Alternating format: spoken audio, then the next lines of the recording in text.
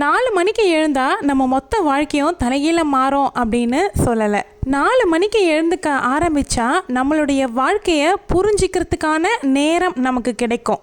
நம்மளுடைய வாழ்க்கையை புரிஞ்சிக்க ஆரம்பிக்கிறதுக்கான பொன்னான நேரமாக இருக்கும். இது மோட்டிவேஷன் வீடியோ இல்லை, இது reality video. Welcome to my channel. நான் உங்கள் பிரியா. என் சேனலை சப்ஸ்கிரைப் பண்ணி தொடர்ந்து ஆதரவு கொடுத்துட்ருக்க உங்கள் எல்லாருக்குமே ரொம்ப நன்றி. இனிமேல் சப்ஸ்கிரைப் பண்ண போகிறவங்களுக்கும் ரொம்ப ரொம்ப நன்றி. 4 மணிக்கு நீங்கள் எழுந்துக்க ஆரம்பிக்கிறீங்க அப்படின்னா உங்களை யாரும் கைத்தட்டி உற்சாகப்படுத்தி பாராட்டு மழையை பொழியவும் மாட்டாங்க. அந்த நேரத்தில் நீங்கள் உண்மையாக டிசிப்ளின்டாக இருக்கீங்களா இல்லைனா பழக்கத்துக்காக மட்டும்தான் அதை ஃபாலோ பண்ணுறீங்களா அப்படிங்கிறது ஃபஸ்ட்டு உங்களுக்கு கிளியர் ஆகும். போன வாரம் தம்பியினுடைய இருமுடி வீடியோ, இதனுடைய பார்ட் 2 தான் இந்த வீடியோ. இது பாடியில் இருக்கக்கூடிய திருவலிதாயம் சிவன் கோவிலில் இருமுடி நடத்துகிறப்போ எடுத்த வீடியோ கிளிப்பிங்ஸ். தம்பி இந்த வருஷம் 18வது வருஷம் சபரிமலை பயணம். நான் அந்த அன்னைக்கு 3 மணிக்கு எழுந்து எங்கள் வீட்டில் பிரம்ம முகூர்த்த பூஜையெல்லாம் செஞ்சு முடிச்சுட்டு அதுக்கப்புறமா தம்பி வீட்டுக்கு போயிருந்தேன். லாஸ்ட் வீடியோ பார்த்தீங்க அப்படின்னா அந்த டீட்டெயில்ஸ் எல்லாமே சொல்லியிருப்பேன். இப்போ நம்ம கண்டென்ட்குள்ளே வந்துடலாம். 4 மணிங்கிறது எல்லாருக்குமே தேவையானது கிடையாது. உண்மையாக சொல்கிறேன், 4 மணி அப்படிங்கிறது எல்லாரும் எழுந்தே ஆகணும் அப்படிங்கிறது இல்லை.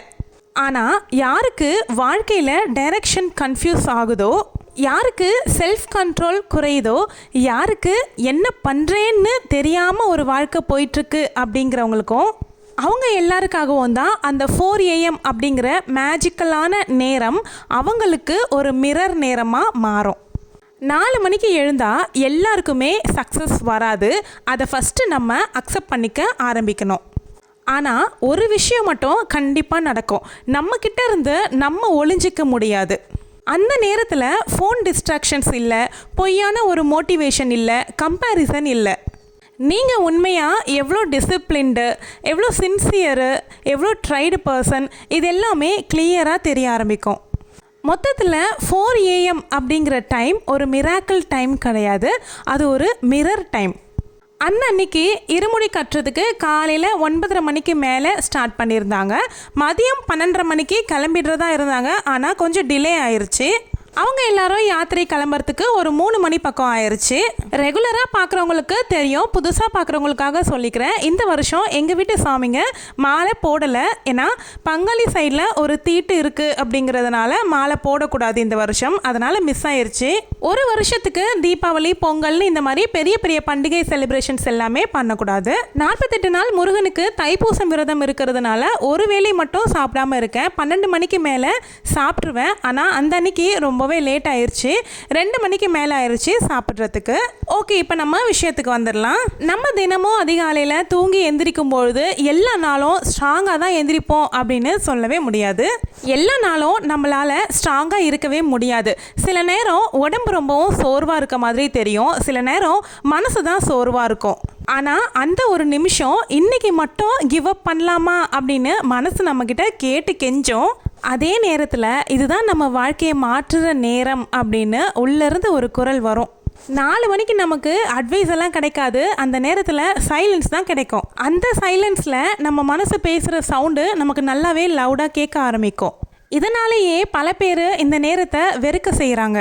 4 மணிக்கு தொடர்ந்து எழுந்துக்கிறதுனால சக்ஸஸ் கேரண்டி அப்படின்னு என்னால் சொல்ல முடியாது.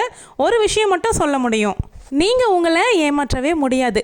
அந்த ஒரு ஹானஸ்டி தான் உங்கள் லைஃப்பில் ஸ்லோவாக ஸ்டெடியாக சேஞ்சஸை கொண்டு வந்து சேர்க்கும். இதனுடைய ரியல் மீனிங்கே கன்சிஸ்டன்சி தான். உடனே இந்த வீடியோ பார்த்த உடனே நானும் நாளையிலேருந்து 4 மணிக்கு எந்திரிக்க போகிறேன் அப்படின்னு சொல்லி ஸ்டார்ட் பண்ணீங்க அப்படின்னா உங்களுக்குள்ள ஒரு வாரத்துக்கு அந்த கிரேஸ் இருக்கும். அதுக்கப்புறமா ஆட்டோமேட்டிக்காக குறைஞ்சிரும். ஒரு நாளோ இல்லை ஒரு வாரமோ 4 மணிக்கு எழுந்துக்கிறது பெரிய அச்சீவ்மெண்ட் கிடையாது. மாதத்துக்கு 30 நாள்னா 10 நாள் எழுந்துட்டு 20 நாள் விட்டுட்டோம் அப்படின்னா அதுக்கு பேர் ரொட்டீன் கிடையாது. இப்படி பண்ணால் என்ன கிடைக்கும், இப்படி எந்திரிச்சா என்ன நமக்கு கிடைக்கும் அப்படின்னு ஏதாவது நமக்கு கிடைக்குமா அப்படிங்கிறத பற்றி யோசிக்காமல் எந்த ஒரு ரிசல்ட்டும் எதிர்பார்க்காம இந்த ப்ராசஸில் நீங்கள் எவ்வளோ தூரம் ஸ்டே பண்ணி கண்டினியூவாக போகிறீங்களோ அதுதான் ரியலான கன்சிஸ்டன்சி. கன்சிஸ்டன்சி எவ்வளோ கரெக்டாக நம்ம மெயின்டைன் பண்ணுறோமோ அது மூலயமா தான் நமக்கு வந்து சக்ஸஸ் அப்படிங்கிறது வரும். 30 நாள் தொடர்ந்து நம்ம 4 மணிக்கு எந்திரிக்கிறோம் அப்படின்னும் பொழுது ப்ராக்டிக்கலாக நமக்குள்ளே என்னெல்லாம் சேஞ்சஸ் வரும், நம்ம லைஃப்பில் என்ன சேஞ்சஸ் வரும் அப்படிங்கிற அப்படிங்கிறத நான் ஆல்ரெடி ஒரு வீடியோ போட்டிருக்கேன்.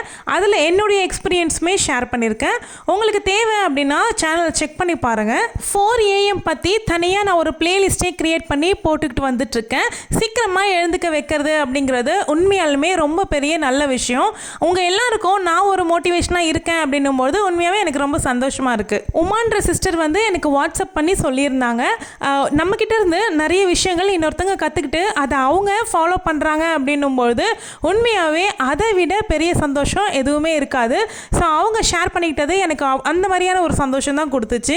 அதே மாதிரி நிறைய பேர் நான் எந்திரிக்கணும்னு நினைக்கிறேன், ஆனால் என்னால் முடியவே மாட்டேங்குது, எவ்வளோ ட்ரை பண்ணாலும் என்னால் எந்திரிக்க முடியல அப்படின்னும் கமெண்ட்டில் சொல்கிறீங்க. அதுக்காகவே தான் நான் வந்து பிரம்ம முகூர்த்தத்தில் எழுந்திரிக்கிறதுக்கு நிறைய டிப்ஸுமே சொல்லி நான் வீடியோவே போட்டிருக்கேன். நீங்கள் அந்த 4 AM பிளேலிஸ்ட்டை செக் பண்ணீங்க அப்படின்னா நீங்கள் அதனுடைய கண்டினியூட்டியை ஃபுல்லாக பார்க்க முடியும். அதுக்கப்புறமா நிறைய பேர் என்னுடைய 4 AM ரொட்டீன் எப்படி இருக்கும் அப்படின்னும் கேட்டுட்ருக்கீங்க. அது கண்டிப்பாக கூடிய விரைவில் போடுறேன். ஏன் அது எடுக்கிறதுக்கு டிலே ஆகுது அப்படின்னா ஸ்கூல்ஸ் எல்லாமே ரீஓப்பன் ஆயிடுச்சு அப்படிங்கிறதுனால நான் அந்த மார்னிங் ரொட்டீனை வீடியோவாக எடுத்துகிட்டு இருந்தேன் அப்படின்னா கண்டிப்பாக ஸ்கூல்ஸ்க்கு நான் வந்து சாப்பாடு கட்டுறதுக்கு இது எல்லாத்துக்குமே லேட் ஆயிரும் அப்படிங்கிறதுனால தான் நான் இப்போ வீடியோ எடுக்காமல் இருக்கேன். கண்டிப்பாக லீவு நாள் வரும்பொழுது நான் என்னுடைய ரொட்டீனை எடுக்கிறேன். என்னுடைய 4 AM ரொட்டீனை பார்க்கும்பொழுது உங்களுக்குமே ஒரு மோட்டிவேஷன் கிடைக்கும்.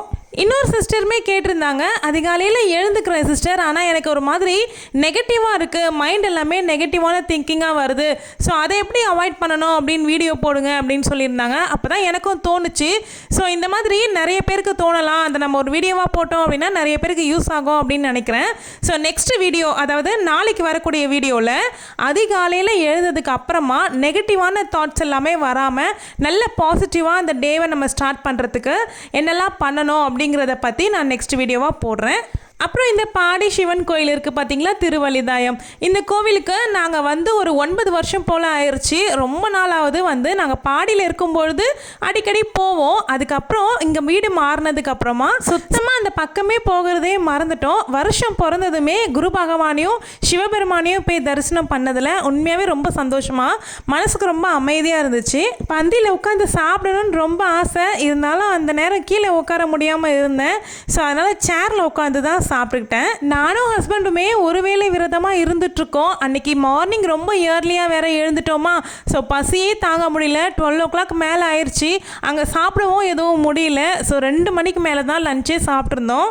அதுக்கப்புறமா நம்ம சேனலில் 4 AM சீரீஸ் பார்த்துட்ருக்கீங்க பார்த்தீங்களா, அதை தொடர்ந்து 4 மணிக்கு காலையில் பிரம்ம முகூர்த்த பூஜை செய்கிறதுக்கு நம்ம ஈஸியாக எப்படி நம்ம பண்ணலாம், ரொம்ப டைம் ஸ்பெண்ட் பண்ணாமல் டக்குன்னு எப்படி பூஜையை முடிச்சிடலாம் அப்படிங்கிற மாதிரியான டைம் மேனேஜ்மெண்ட் டிப்ஸ் எல்லாமே இனி வர வீடியோஸில் கொடுக்கலான் இருக்கேன். காலையில் எழுந்து பூஜையும் பண்ணிக்கிட்டு வீடியோவும் எடுத்துக்கிட்டு என்னால் பண்ண முடியுது அப்படின்னா கண்டிப்பாக உங்களாலேயும் பண்ண முடியும். ஸோ அடுத்தடுத்து நீங்கள் கேட்ட மாதிரி நிறைய வீடியோஸ் வரப்போகுது. சேனலை இன்னும் யாரும் சப்ஸ்கிரைப் பண்ணல அப்படின்னா கண்டிப்பாக சப்ஸ்கிரைப் பண்ணிக்கோங்க. நம்மளுடைய லாங் வீடியோஸ் எல்லாமே ரொம்ப யூஸ்ஃபுல்லாக இருக்கும் உங்களுக்கு. இந்த வீடியோ லாஸ்ட் ஃப்ரைடே எடுத்திருந்த வீடியோ. யாத்திரை முடிச்சுட்டு தம்பிங்க எல்லாரும் வீட்டுக்கும் வந்துட்டாங்க. நாங்கள் அதுக்கப்புறமா 3 மணிக்கு மேலே நாத்தனார் வீட்டுக்கு போயிட்டு அங்கே கொஞ்ச நேரம் ரெஸ்ட் எடுத்துட்டு ஒரு 4 o'clock 4:30 பக்கம் காஃபியெல்லாம் குடிச்சிட்டு கிளம்பிட்டோம். ஒரு சிலர் வந்து அடுத்த கிவ்அவே எப்போ போடுவீங்க அப்படின்னும் கேட்டிருந்தீங்க. நம்ம சேனலில் 25,000 சப்ஸ்கிரைபர்ஸ் கிராஸ் ஆகும்பொழுது அடுத்த கிவ்அவே அனௌன்ஸ் பண்ணுவேன். மார்னிங் எழுந்திருக்கிற டிப்ஸ் வீடியோவை எண்ட் ஸ்க்ரீனில் வைக்கிறேன், செக் பண்ணுங்கள். தேங்க்யூ.